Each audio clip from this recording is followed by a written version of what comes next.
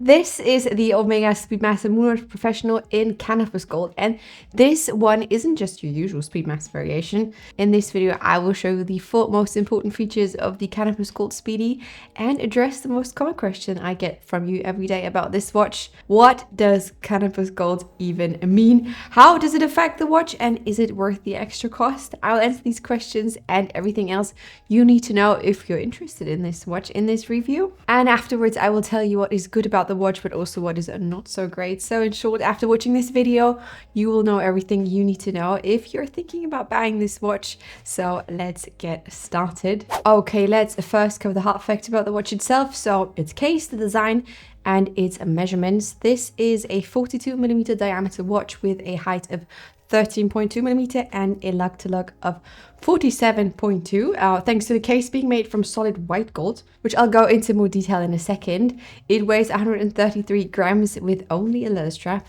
So the case isn't made from ordinary white gold, but from Omega's very own white gold alloy that they called Canopus Gold. Inside beats Omega's in-house coaxial caliber 3861, which is a METIS certified master chronometer with a central chrono hand. It's got a small second and a 30-minute and a 12-hour counter and a power reserve of about 50 hours.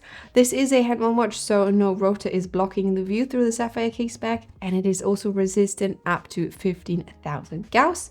So this one is totally anti-magnetic. Swimming is not advised here, as this case only holds up to a pressure of about 5 bar, and it's also on a black alligator strap with a solid gold folding clasp, so swimming or any type of water sports is a no-no here. And now that we have covered the hard facts, the more important question is how those facts affect the wear of this watch. As I have mentioned, this is a 47.2mm lug to lug, so it is, rather compact, even though the diameter of 41mm would suggest otherwise, but this is only 1.2mm longer than my 36mm Oyster Perpetual from Rolex, for example. But with its height being 13.2mm, it is still not ideal for smaller wrists, because at the end of the day that watch sits rather high on your wrist, as you can see here on mine. What helps though are the very short, very curved down lugs to visually shrink the watch's length. But keep in mind that with a more stiff alligator strap like this one, short wrists like mine right here still have to add some more holes, I would say, to the strap to avoid these gaps that you can see. All in all, this watch really shines on, I would say, mid-sized wrists between 160 and 175mm in circumference, because really, those sizes are helping to balance out the proportions of this watch. Right, now that we have covered the case and how it wears, I want to answer the question I first had in mind when I stumbled across this watch. What is Canopus Gold? To answer that question, I will, start from the beginning. So Canopus Gold itself is an 18 karat white gold alloy straight from Omega and has been in use only since 2015. It's a composition of platinum, rhodium and palladium, which, according to Omega here, is very special for its shininess and this very intense bright white color hue and its longevity. Omega named it Canopus after the star Canopus, which is 71 times bigger and 10,000 times brighter than our Earth sun. So because it is so white and shiny like the star, they named it after it. You can still rightfully may wonder why Canopus, why this exact star? I mean, there's probably plenty of stars which are bright and shiny, right? Yes, but Canopus won the naming contest because of its exceptional brightness and the fact that it is being used by lots of space agencies as a reference point due to its location in space. And who, if not Omega, would make use of such an interesting star in space when it comes to naming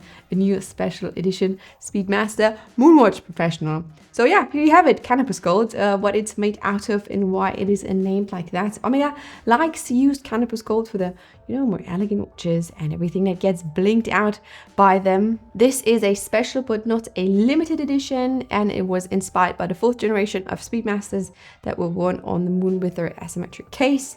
You've got the silver multi-level dial and the anodized bezel with the tachymeter scale and its dot over 90. And so now that we know what this is made out of and what lies behind all this, there's still a very legitimate question of whether or not this is still, worth its price after all. Well, this is definitely not your standard Moonwatch, but a very special one made out of precious metal. Omega has put lots of vintage details into this watch, such as the convex crystal to give the look of the, you know, old school plexiglass crystals, the aforementioned dot over 90 on the tachometer scale, as well as the caliber 3861, which was used in the Apollo 11 50th anniversary Speedy, which was released in 2019, I believe. It comes down, you know, to a retail price of $37,200, but a price on the grey market of about $24,000. So with this, I can only recommend buying this watch pre-owned to ensure that no money is being wasted unnecessarily here. And as promised, I'm also going to quickly touch on things that I, you know, personally like and dislike about this watch. My main, what do you call it, ick here has to be the fact that the white gold here does not look like a white gold. I know that this is kind of the USP of Canopus gold, you know, being very shiny and white and bright. But if it were me and I was spending lots of money on a white gold watch, I want my watch to look like a white gold watch with this, you know, very warm hue instead of it looking like a, you know, regular steel watch. So yeah, it's cool for those who, you know, love the weight of precious metal watches and don't mind the cool toned look. But when it comes to white gold, I actually really, you know, like the look of white gold. But what I really do like about this is the level of detail on the dial. It is a really beautiful mix of all kinds of finishings. First, you have this, you know, kind of sunburst on the like main area of the dial, and then you get this concentric pattern on the sub dials paired with this more kind of granular texture on the sloping edges towards the outside. It's not something you spot on, you know, the first glance, but it's really cool that you get to, you know, kind of explore a dial like this and really kind of see the different facets, which I just think is really, really nice to look at. And those were the 4 points you absolutely need to consider before buying a Speedmaster Moonwatch Professional in Canopus Gold. You know exactly what to look out for. You know what Canopus Gold actually is, how the design of the watch, you know, comes together, and at the end of the day, whether this watch is a purchase, a good purchase for you or not. If you have enjoyed this video, make sure to give it a thumbs up. If you want to watch more videos like this one, make sure to subscribe to my channel. I post new videos here every week. And that is all I have for you today. Thank you so much for watching, and then I will see you on my next one. Bye!